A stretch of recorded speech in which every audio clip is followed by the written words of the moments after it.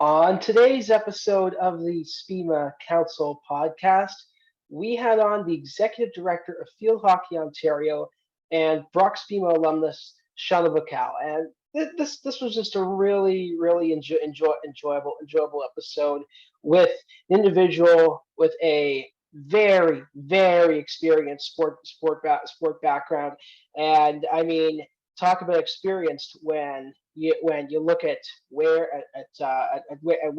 she started, and she actually has three different degrees.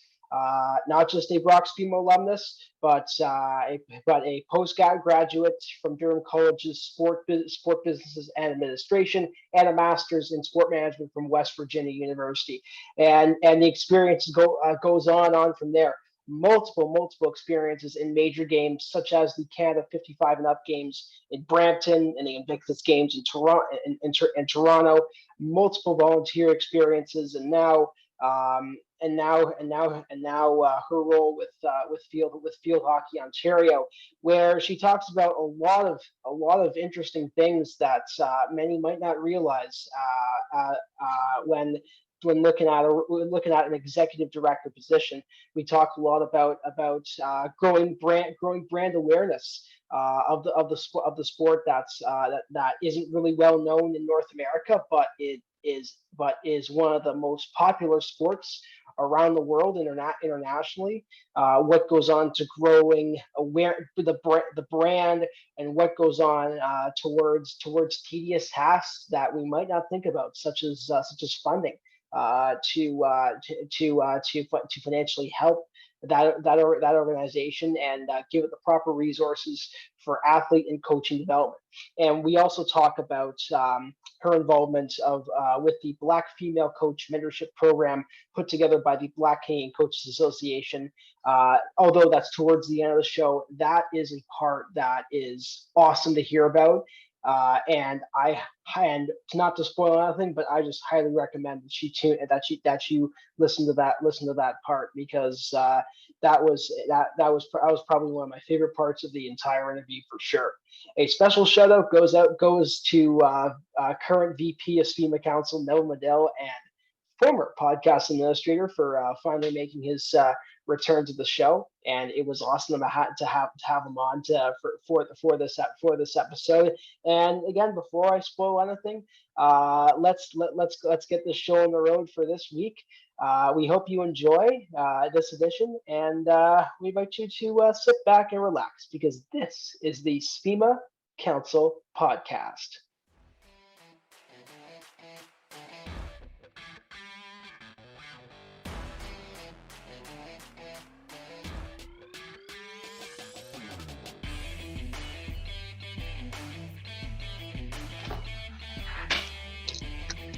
How's it going, everyone? Hope everyone's having a fantastic day. You know what time it is. I invite you to pull up a chair, sit back, and relax, and welcome you to yet another episode of the SPMA Council podcast.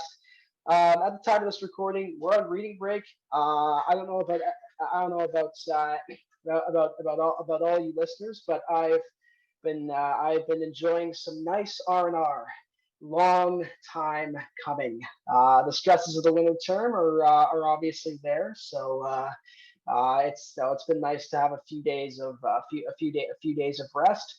But I know some people have those dread midterms, or papers or anything like that. So I hope you are doing okay of those, and I hope this episode serves as a bit of a break from the stresses of academic life as a SPMA student. And we have an awesome episode prepared for you today. But before we get into that, it's been a long time coming for this co-host. This guy's been pestering me to no end to get on the show, and we finally got him on for at least one episode of season 3. The former podcast administrator back in season 2, and the current VP for the Brock Sport Management Council, Neville Madill. It is great to finally have you back on the show. How's it going, my man?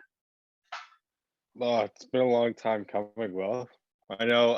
To be fair, I wasn't available for a time a little bit earlier in the season when you guys asked me. So it's not all your guys' fault. It's also mine.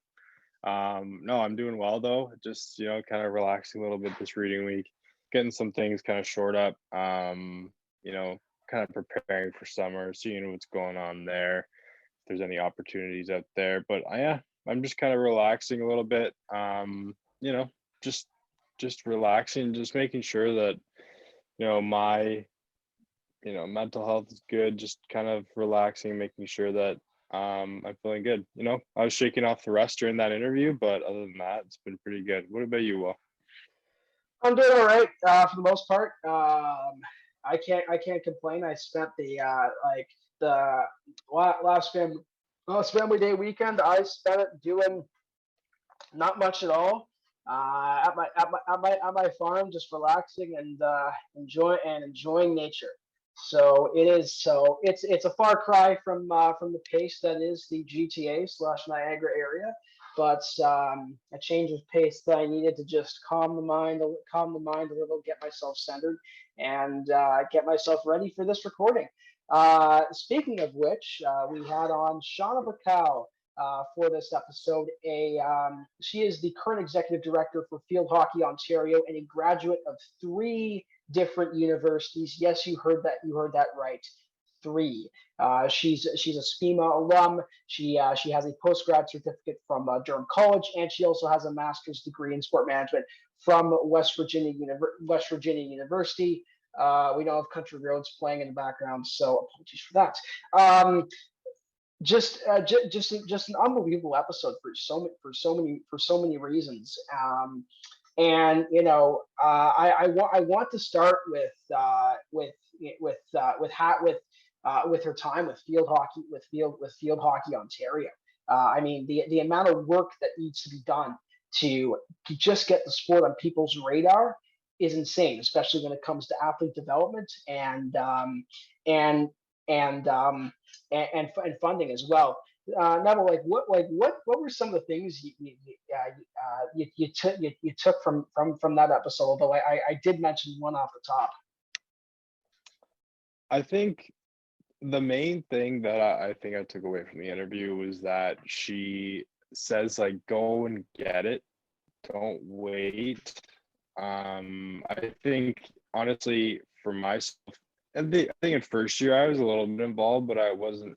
I would see this opportunity, like, oh, I want to do that, but I wouldn't really fall through all the time. I think I kind of learned from that, but I kind of resonated in that way when Shauna said, attack different opportunities that you can get. Make sure that go and get it really. So I resonated with that. I also think that she working for a field hockey, organization, Field Hockey Ontario, I think you have the ability to, even though it's a smaller organization, you still have the ability to make more change almost. So I think that was pretty cool. She's definitely been an influential member of that organization. So I feel like she didn't really exactly say it, but I think that's kind of what she, what she was showing throughout the interview. Like the attitude that she conveyed throughout the interview was awesome. She seemed like a real go-getter, earn everything, scrap for everything, do everything you can to put yourself in the best position. And you could see it through through her experiences. She's worked multiple major games, one of which I think was the Invictus Games, she also talked about transferable skills that she uses in her day-to-day life. Like she mentioned at one point during the interview that maybe she doesn't have as much expertise on the coaching side of field hockey, but where she can tap into is her major games experience. The event expertise to make field hockey more appealing to more and more athletes. And transferable skills throughout sport. That's something that people may not realize as they're going through their experiences, but they accumulate, they add up. And if you do some reflecting, you might look at a role or a volunteer position and say, well, maybe I don't have as much experience as this, but I can definitely take my experience from my previous role and apply and apply to the role here. Yes, I absolutely agree. And also, I'll kind of add in, she's a black female in the sport industry. And, I think she's really Mhm. just paved the way. And with our last question, it kind of touches on some things she's involved in as well. So I won't spoil it too much. But she's really paved the way for females, people of color within the sport industry, and also a combo of both black females. The things she touched on are very important, obviously, to make a diverse and touch on a lot of different inclusion, topics within the industry. So, yeah, she had a lot of different experiences, and she's faced some adversity getting to the position she is at. So, I think her her path and her experiences come with extra pressure, um, because obviously our industry is a male dominated field. Yeah. But I think, yeah, she just touched on a lot of different things that are very important within, I think, a lot of the classes I'm taking this year, especially human resources. We talk about lots of different things about diversity and inclusion, and it kind of, now I see the actual, the connection within the sport industry, if that makes sense, with my class. Yep, that does. That definitely does. Um, I don't want to. I was going to say something, but I don't want to be that guy that sort of spoils the whole episode during the intro portion. So, Neville, anything that you want to add on before we send over to our interview with Shauna? No, I think we're good. Actually, something apart from the podcast, a little bit of merchandise is going on for SPMA. I'm wearing it right now.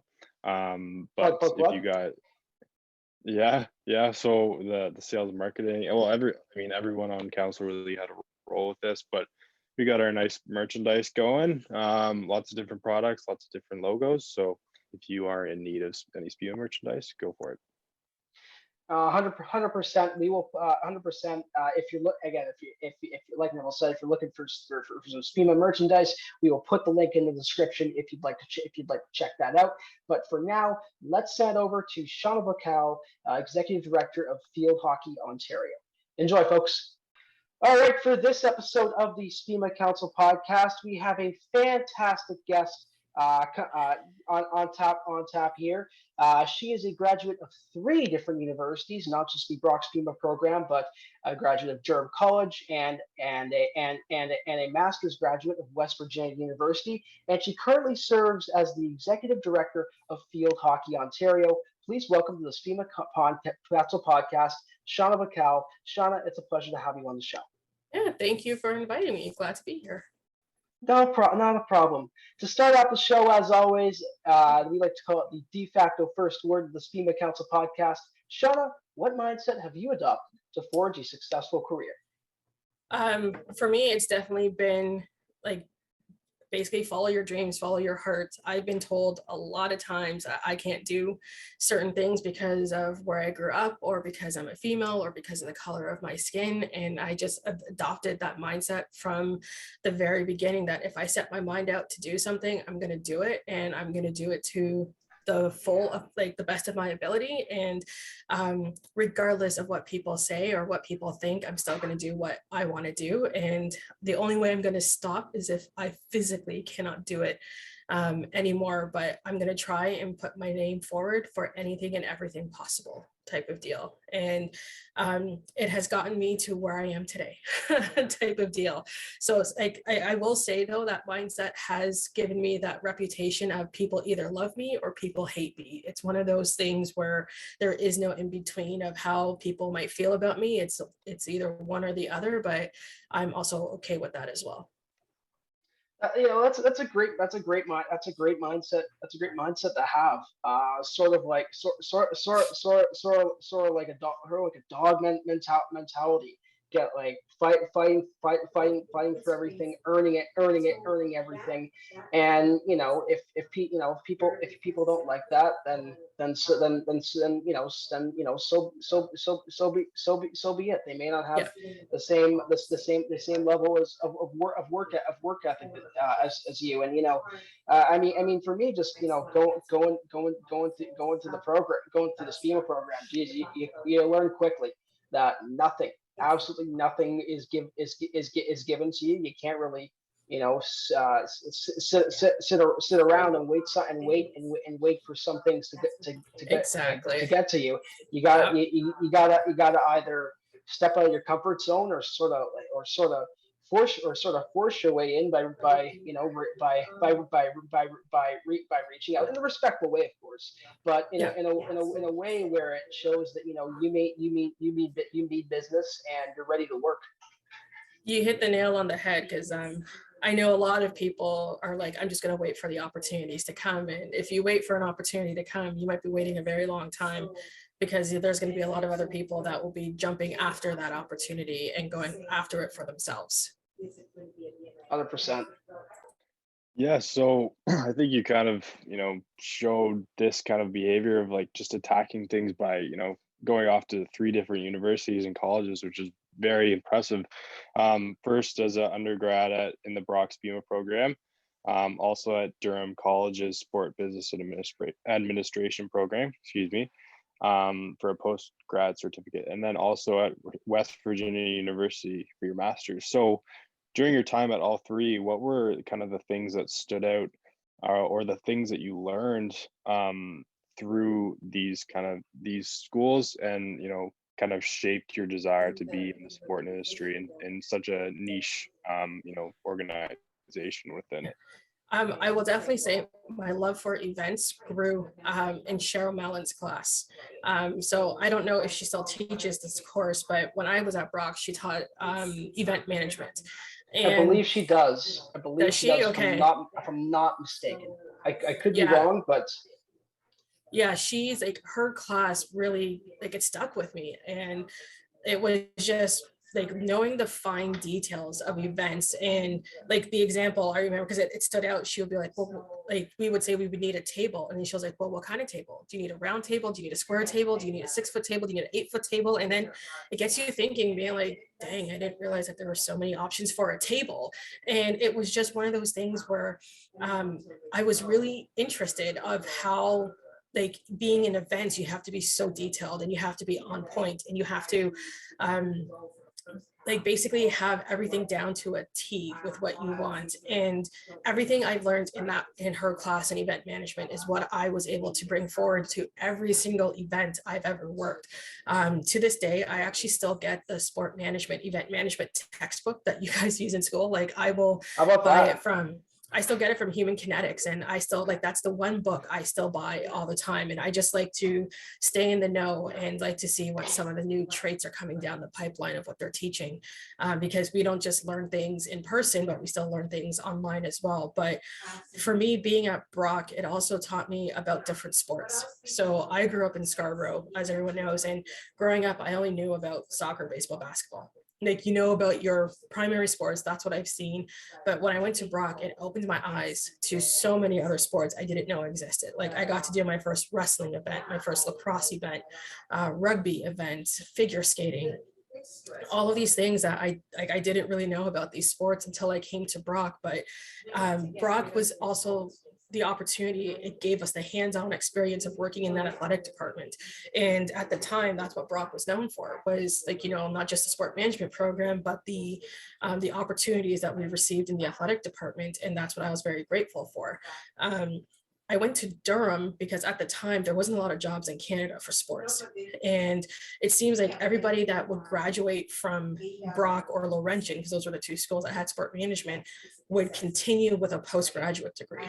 So they were going to another school, or they were going to their master's, or they were doing something else. Like, none of them were, like, a lot of people were just getting jobs because there really wasn't a lot of jobs.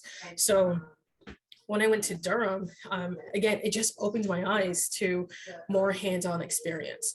I didn't know what a portfolio was until I went to Durham. I didn't know how to do like informative interviews because we didn't really do that at Brock.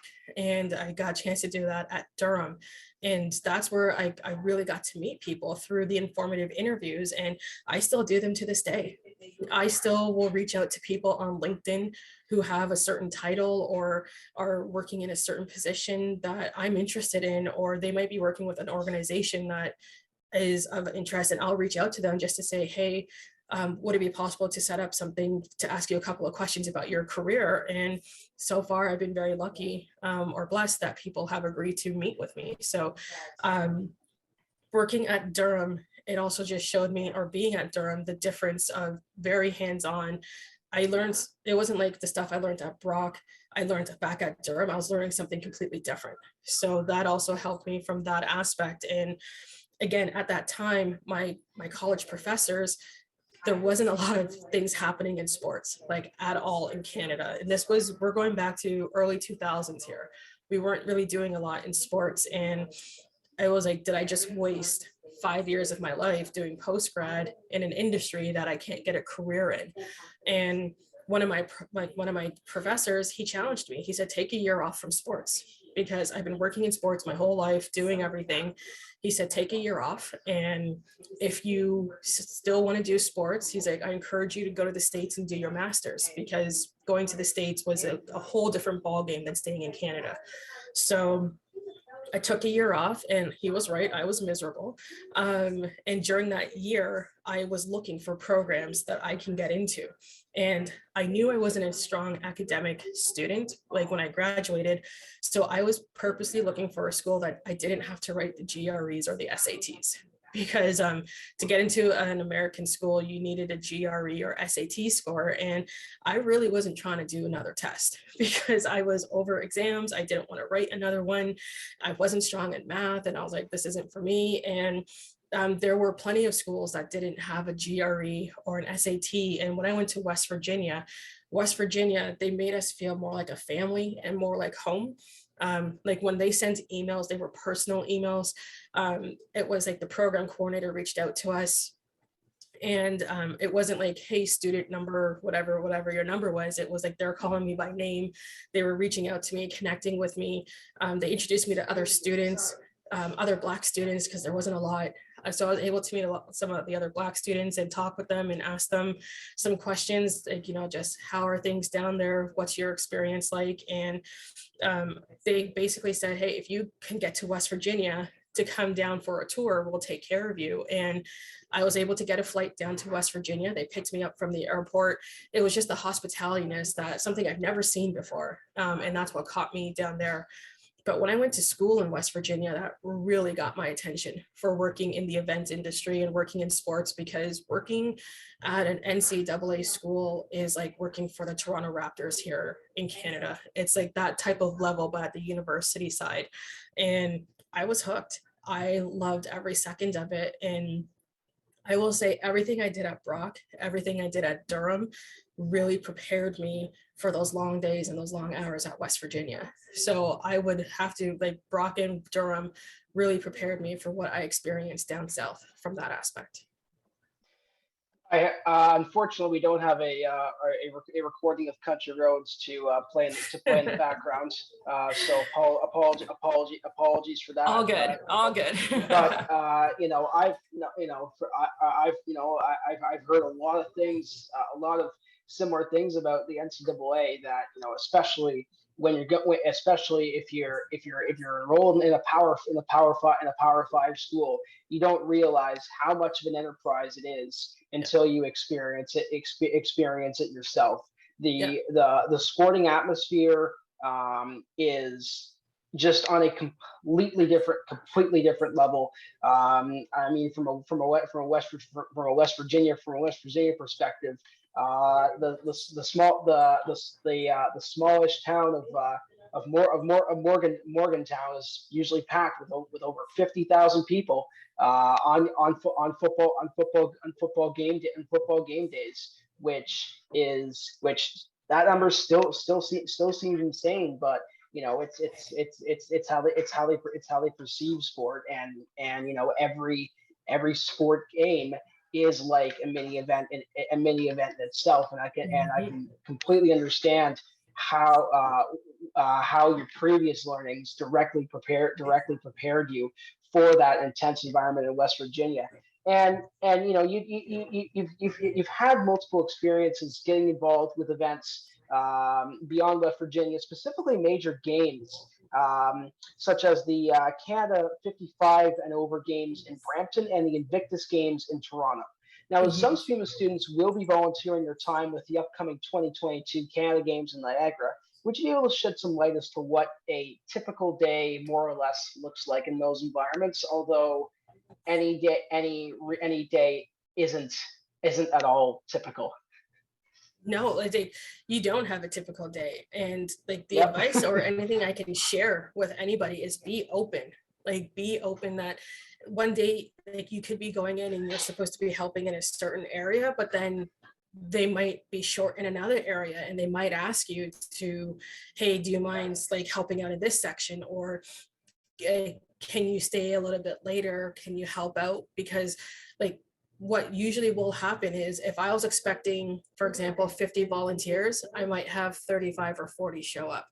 People will tend to like, sometimes what would happen is people might wake up and it's raining outside and they're like, oh, I'm not going to volunteer in the rain. Or they might wake up and it's extremely hot outside and they're like, yeah, I'm not going to stand in the sun all day or whatnot, or vice versa, it might be too cold. I like to always tell people when you're volunteering, expect the unexpected. Like you never know what your day is going to look like. You never know who you're going to run into or how things are going to work out. Um, Ironically, like I've been volunteering and doing stuff for over 20 years. And for me, it started off with just showing up the day of and being that volunteer, like, being that scorekeeper, being that usher, being that ticket taker or whatever that job is. And then over my 2-decade career, I've just continued to evolve it and get a little bit more involved. But you never know how that could open doors for you. Again, you don't know who you're volunteering beside. You might strike up a conversation with somebody who is also working in the sports industry, but they might be in a position to hire somebody, or somebody might see what your work ethic is and they might just want to be like, you know what, I want to know who that person is a little bit more. And you never know how that could open a door. And it could also go vice versa when people just see volunteers sitting there on their phone, not paying attention, taking long breaks or doing things from that end. That could also look bad on you. And I like to remind people the sporting industry is a very small world, very, very small. And usually 99.9% of the time when you're working a sporting event or anywhere, you're going to have a Brock graduate. So it's like there's going to be somebody that graduated from the Brock community and somebody um, that may know your professors or things from that end. So you never know that somebody might go back and reach out to one of your profs and ask, hey, what is this person like as a student? I've done that before. So I have done that before. In 2018, I actually was volunteering at the FIBA championships that were in Niagara University. And I had a lot of Brock students that volunteered with us. And there were some Brock students that stood out. And I really I reached out to some of my former profs and I was like, hey, what's this person like? Like, I really like their work ethic, and kind of just getting that little background on some of those students. And some of them I've hired on for summer jobs. Some of them I have continued to volunteer with at other opportunities. And some of them I've kept just great relationships with. So again, you never know who you're going to meet or how that could open up doors for you in the industry. Yeah, and I mean, like I think honestly, when you volunteer or stuff like that, or get involved, even an internship, it's obviously you have to represent yourself the best way you can because maybe 15 years from now, someone might be interviewing you, or you might be interviewing someone, Yeah. and then you think back to that experience because a lot of the time you will be working with people, especially if you kind of stay within a local area of wherever you went to school or where you live. And if you think back and say, oh, that was a really good experience, then obviously you're not playing favorites, but you already have that feeling towards them that was positive and that experience that was positive. Exactly. Yeah. So I guess we'll shift gears a little bit to your time at Field Hockey Ontario. So you've been with the organization and in a variety of roles as events coordinator, program manager, and currently as the executive director. So how did you end up getting involved with Field Hockey Ontario, and what kind of goes on to grow the brand and awareness of the game on a day-to-day basis? Yeah, it's so because of, again, my eventing background, when I first looked at the jobs with Field Hockey Ontario, it was the event coordinator position. At the time, I was teaching at Durham College and I had the summer off. And this was only supposed to be a contract position for the summertime. So I'm like, oh, this is perfect just to, like, keep involved with events. I had the summer off, and this is something I was looking forward to getting back into sports, because I took a little break after a couple of years, because it can get exhausting, especially when you work major games back to back to back to back. Like it can wear on somebody after a while. So when the position came up and I applied for it, I was looking forward to running a national championship. I was looking forward to running tournaments, and that was something that clearly, what ended up happening was the program manager that I was working with, I think about 2 or 3 months of me being in my position, she resigned. So then it quickly became, I became the most senior person after only working there for 2-3 months. Jeez.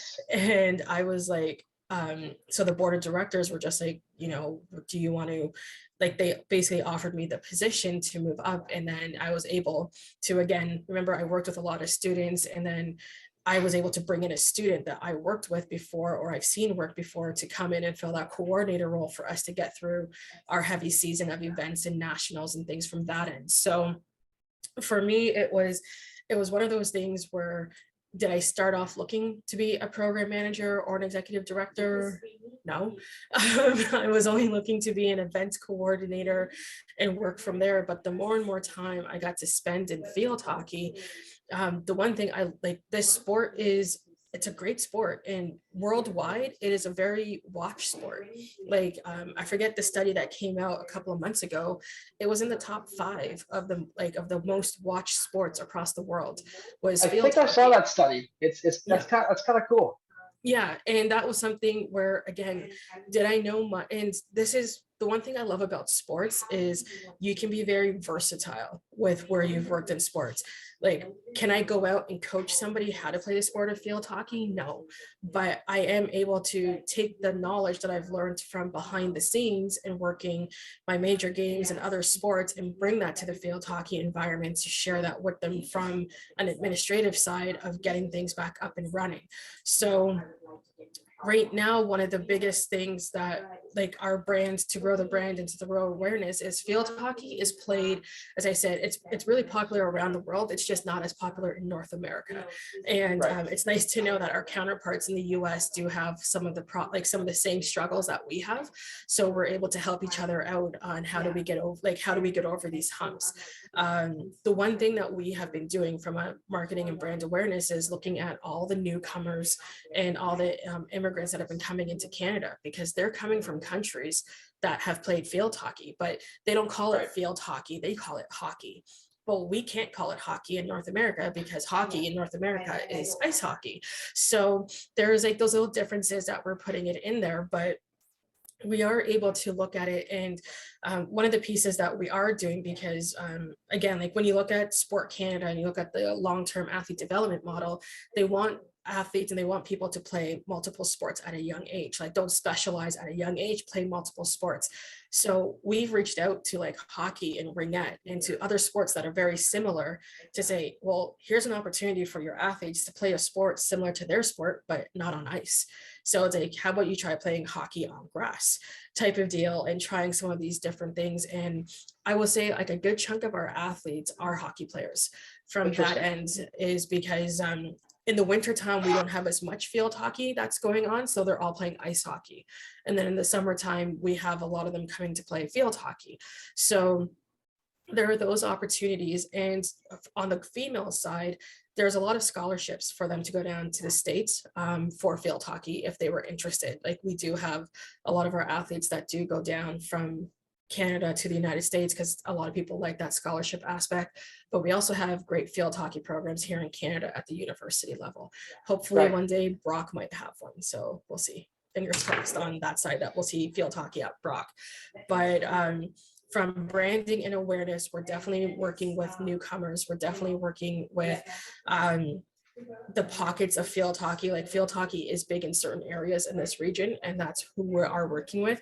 But more recently, we started working with the hockeys and the ringette clubs to also help promote field hockey, but it's also helping these athletes play a second sport and not just cater to just doing ice hockey all year round. That's an interesting way to look at things. I mean, you know, like for a few reasons. First, you're tapping into that long-term athlete development model, which is huge. You're catering to athletes who may want to expand their horizons beyond their sport of choice. And you've got some good research going on where field hockey is popular, and targeting those that are moving to Canada. And immigration is proven to make this country way better year over year. So it makes perfect sense to tap into that market, and to connect them through a thing that might be familiar to them. And who knows it, you connect with those families, and it might ease the transition of moving into a new country. And another thing that you tackle as executive director, and the major responsibility for that matter, seems to revolve around getting funding, such as grants, and developing both athletes and coaches. And I'm wondering if you can give us some insight as to what the process looks like and the strategies that you and your colleagues have used to succeed in those areas. Yeah, so the one thing I've learned when I very first started in this career was you need to listen to people, because if you can't listen, you're not going to be successful. 100%. The biggest thing, it's also, you're going to hear things that you probably don't want to hear, but you're going to hear things that you need to hear. And that was when I first started with field hockey. Like when I first started with field hockey, like it doesn't have like we have a very up and down past with field hockey, and it was before I came to the sport or anything from that end. But it was being able to sit down and listen to all the clubs, or listen to the people that wanted to talk to us. Some of the conversations were less than 30 minutes. Some of the conversations were more than 2 hours, but it was giving them that platform to listen. And right. Granted, that took a couple of weeks to do that with multiple clubs, but at the end of the week, after listening to what our clubs and our stakeholders had to say, it was trying to sift out what was the common theme, what was the common thing that everybody was talking about or looking at from that end. And if the same thing kept popping up, then it was like, then that's a problem. And one of the things that kept popping up was funding and the cost and things from that, like the financial support. So that was one of the first things that we sought out, was the financials, was, okay, how can we help our clubs, help our stakeholders and our members from that aspect? And it was being able to see what can we do to alleviate that financial barrier for some of these clubs, because some of the areas that we do work with are inner city, low income areas, and they don't have those type of financials for their kids to play sports. Right. Getting on the simple things like building that relationship with Jumpstart. All the other sports are listed on Jumpstart, but for whatever reason, field hockey wasn't listed on Jumpstart. So building that rapport with them to talk and say, hey, can we just get field hockey listed as a sport? And they're like, yeah, no problem at all. And it's building those things up and making sure people are aware about Jumpstart, because a lot of them didn't know what Jumpstart was or how they could apply for it. The other part of the listening program was, like, we aren't here to run programs that interfere with our clubs. but how can we work with you to enhance your programs? What can we do to make it better and to help grow the program? Some of our clubs are like, can you help with marketing and communications? It's like as simple as putting their flyer on social media, putting it up on LinkedIn profiles, having those throwback Thursdays, which has been very helpful with alumni and people remembering playing field hockey in Ontario in the 70s and 80s. Like when we first started, we didn't have a lot of photos, but like now that we've been doing it for almost a year, we have people sending us photos all the time to say, here's an opportunity to showcase. So it was re-engaging with our alumni, re-engaging with our stakeholders, and making sure that we can do our best with helping them and growing from that end. Are we perfect? Absolutely not. Do we try and change, or are we trying to do better every single day? Yes, we are, but it's also going to take time.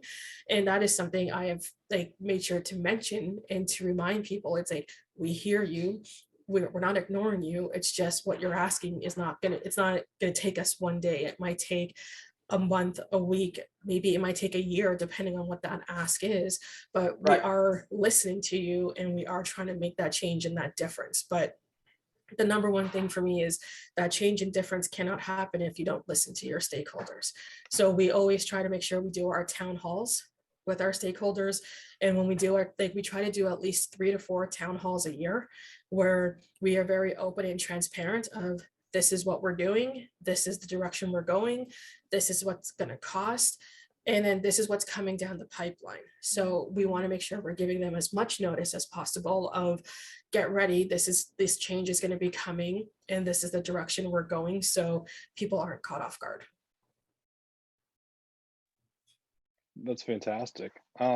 So beyond your responsibilities at Field Hockey Ontario, you've actually been a part of the Black Female Coach Mentorship Program put together by the Black Canadian Coaches Association. So the program seeks to create equitable opportunities for Black female coaches in the country, along with providing leadership development and support for those involved. So what have been some of the highlights in getting involved with that program? Oh man, some of the highlights have been meeting some amazing, not just coaches, but also administrators, emerging leaders from across the country. And I will say this was something I wish I was around when I was in school or when I was younger, because I can say that people definitely could have used it and could have known, like, it's nice to know that you're not alone. It's nice to know that there are other people that understand what you're going through and understand like your day-to-day struggles of being a Black female working in sports, or trying to, again, be that emerging leader. So I have a couple of mentees and I know exactly how they're feeling because I was them. I was in that same position. I still am in that same position, and I know what it's like, what they're going through. So being able to share my story or my path and being able to help open doors for them is like the least I can do, because I also had that opportunity given to me by some other great females in this industry. So they say each one teach one, and hopefully what I'm doing for them or how we're helping each other, it will pave the way for the next generation as well, not just of minority females, but females in general working in sport. That sounds awesome. That sounds awesome. And you know, it sounds like you're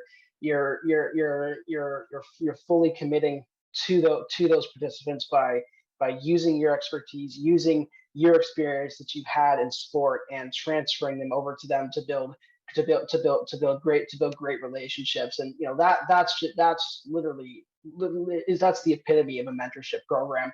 If you can transfer your experiences onto someone, and you know and you know they may they and you know their path may be similar, their path may be different, but you know, as long as the mentee gains something from it and builds a meaningful relationship with you, like that's a